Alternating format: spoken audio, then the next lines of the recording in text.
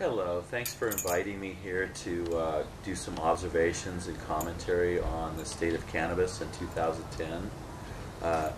I've been a user and a provider of grower of cannabis for about 35 years, including a good stretch right in the heart of the Emerald Triangle in the last great wave in the early to mid 80s in Humboldt, and I've seen a number of cycles come and go with this wonderful medicinal herb, and I've seen a lot of sides of it also living in San Francisco in the urban and the rural environment, and I've been back into it now and currently in Mendocino County, very much still a core of the activist zone of providing the herb and supporting the culture and the economy. There's some very, very good trends that are going on right now as far as the blossoming of the medical movement and the likely passing of Prop 19, the medical, the legalization and taxation of marijuana, which certainly has its issues, but I will go on record of saying I will be voting for that and really hoping that it passes by a supermajority. Given that, I've also seen some trends in the consumer market that I hope to share and observe with people, specifically over the way the market is really going after the indoor type of cannabis product and tending to really dis and neglect the outdoor market, and how those trends might flip around here in the near term, and also kind of just straight out wanting to tell the truth about what's going on in the indoor marijuana market, which I have observed and witnessed much over a number of years, and my personal dedication is to both green energy use and organic food and natural living as much as possible. And many people that were pioneers and sustainers of the cannabis economy and culture do have that inclination to want to be as organic as possible and natural. And I have found that the indoor marijuana industry is completely going opposite to those very much strong ethics that much of the culture that supported this is doing.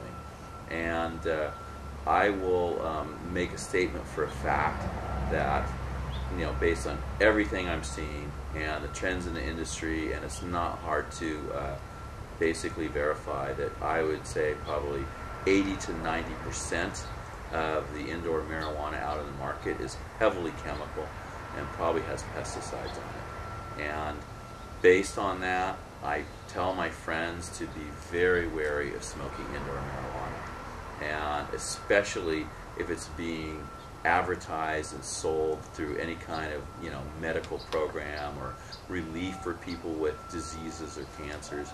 That is not the way to go indoor, okay?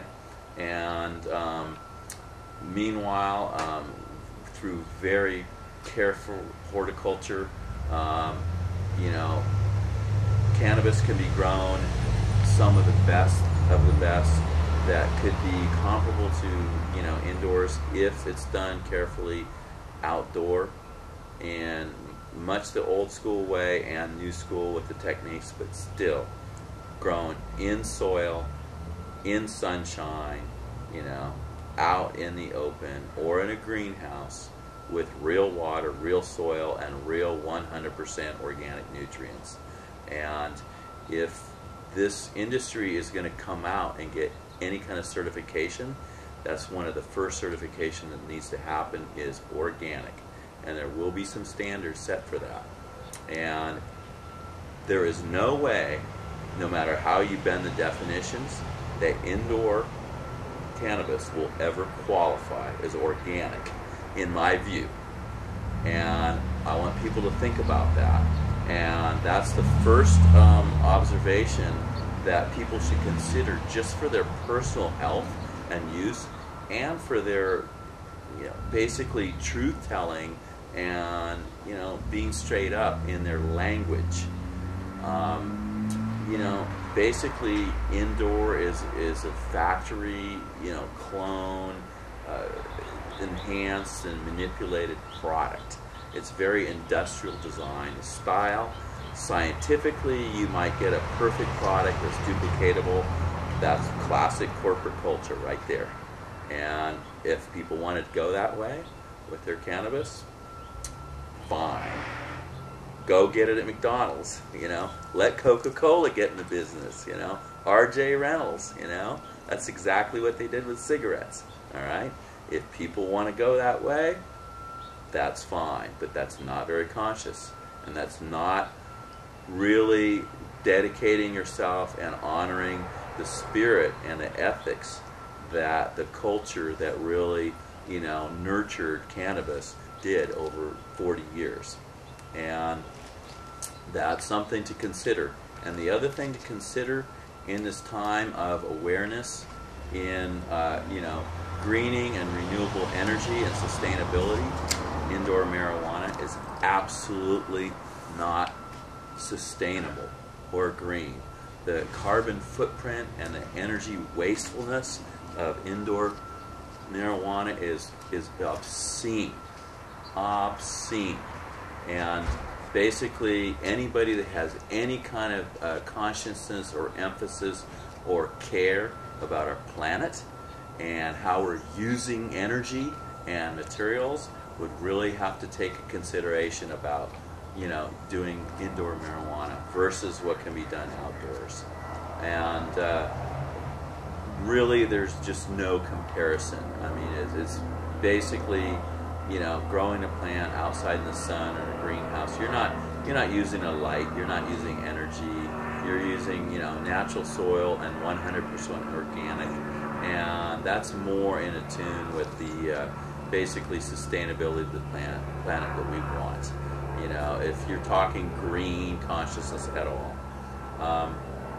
Now, given the consumer market and the desire for really strength and everything, there's been a lot of emphasis on the THC contents, and unfortunately my commentary there would say I think that the market has been really somewhat spoiled and ruined by indoor because of the manipulation you can do with the conditions to get outrageously high THC contents and come up with a technically perfect looking, flower. And I call it the pornification of weed, deliberately through high times, and that's the consumer culture for you, and